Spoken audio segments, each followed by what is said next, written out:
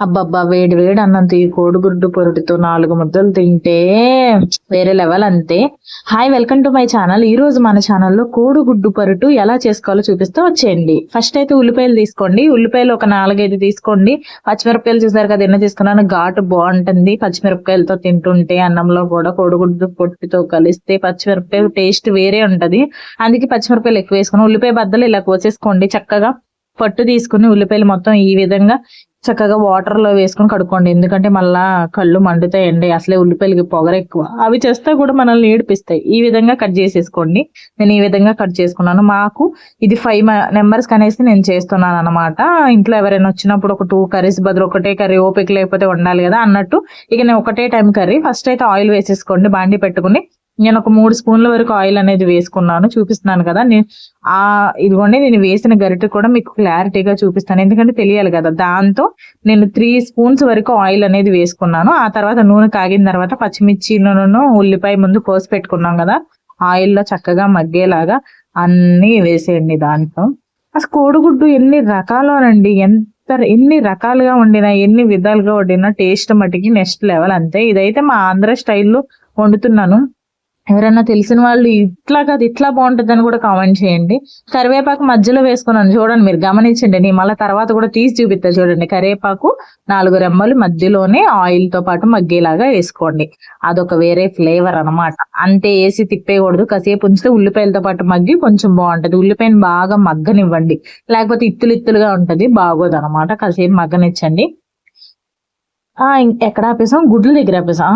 గుడ్లలో ఇది ఒక రకంగా వండొచ్చు. టమాటాలు వేసి దీంట్లో ఇంకొక రకంగా అల్లం వెల్లుల్లి పేస్ట్ వేసి వండొచ్చు. కోడిగుడ్డు చింతపండు వేసి వండొచ్చు. అబ్బా ఒక రకం కాదండి, ఎన్ని రకాలు. నోటికి రుచి, ఏది తిన్నా రుచిగా టేస్టీగా హెల్తీగా తినాలండి. నేను ఏం చేశానంటే ఈ గుడ్డు తీసుకెళ్లి దాంట్లో కొడదామని ట్రై చేసి ఆ గుడ్డు దాంట్లో కొడితే పెంకులు, ఈ చేత్తో ఫోన్ ఉంది కదా ఆ చేత్తో పెంకులు రాలిపోతున్నాయి. మీకు నేను చూపించా క్లారిటీగా. ఆ పెంకులు తీయలేక నేను మామూలు బాధ కాదు నాది. ఈ చేత్తో ఫోన్, ఆ చేత్తో మీకు కూడా తెలియదు. అలా ఏం కొట్టకోకండి. చిన్న మిగిలిపోయిన పెంకు కూడా నేను తీసా. ఈ విధంగా ఒక బౌల్లో వేసుకొని మొత్తం దాంట్లో వేసేసుకోండి. వేసుకుంటే నీకు ఈజీగా ఉంటుంది అనమాట. లేకపోతే ఇట్లా కొడతా ఉంటే పెంకులు పడతా ఉండి మనం తీసుకుంటా ఉండి ఆ చేతులు కాలుతా ఉండి ఎందుకంటే మనకు అవన్నీ సింపుల్ గా చేసుకోవాలి. స్టైల్ గా సోగ్గా చేయకూడదు, రెస్టారెంట్ లో చేసినట్టు కదా. అందుకే బౌల్లో చక్కగా ఆ 4, 5 గుడ్లు కొట్టేసుకుని కాసేపు అట్లానే ఉంచి ఉల్లిపాయలు వేసేయండి. మీరు ఇక ఒక్కసారి కదపండి అంతే. కదిపేశారు అనుకోండి పోతుంది. ఒక 5 నిమిషాల పాటు ఉంచి కాసేపు కొంచెం ఉప్పు, 3 స్పూన్ల వరకు ఉప్పు వేసుకోండి. నేనైతే దీనికి సరిపడినంత 3 స్పూన్లు సరిపోద్దని నేను 3 స్పూన్ల వరకు వేసాను. దాంతో మీకు సరిపడినంత వేసుకుని, కొంతమంది ఎక్కువ తింటారు, కొంతమంది తక్కువ తింటారు. ఆ తర్వాత కొంచెం పసుపు వేసుకోండి.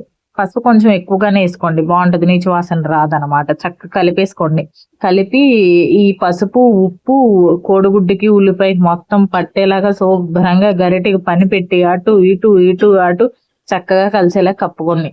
ఆ తర్వాత 3 స్పూన్ల వరకు కారం. అంటే నాది చిన్న స్పూన్ కాబట్టి నేను ఆ విధంగా చెప్పాను. మీకు కొంచెం పెద్ద స్పూన్ అయితే అంత వేసుకోకండి, కారం ఎక్కువ అయిపోద్ది. ఆల్రెడీ మనం పచ్చిమిర్చి వేసుకున్నాం. ఆ తర్వాత మళ్ళీ గరిటెకి పని పెట్టి అటు ఇటు తిప్పండి. నేను ఏ మసాలా గానీ యూజ్ చేయాలి. కొంతమంది chicken masala, garam masala, tasting masala, star masala, అన్ని మసాలాలు వేస్తారు. నేను ఏ మసాలా వేయలేదు. అంతే. చూస్తారు కదా న్యాచురల్ గా తయారు చేసా.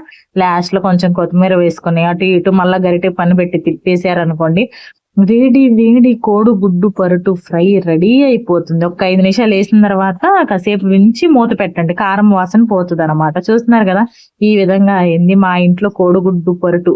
ఎవరైనా వచ్చినప్పుడు చక్కగా టేస్టీగా అదే 15 నిమిషాల్లో అయిపోతుంది అనమాట. చూస్తున్నారు కదా వెరీ టేస్టీ. నేను ఆల్రెడీ తీసుకుని తినేసాను, ముందే తీసుకుని. వెరీ టేస్టీగా హెల్దీగా ఏ మసాలా లేకుండా అయిపోయింది. ఇంతేనండి, కోడిగుడ్డు పరోటా చేసుకుంటాం. ఈ వీడియో నచ్చినట్టయితే లైక్ చేయండి, కామెంట్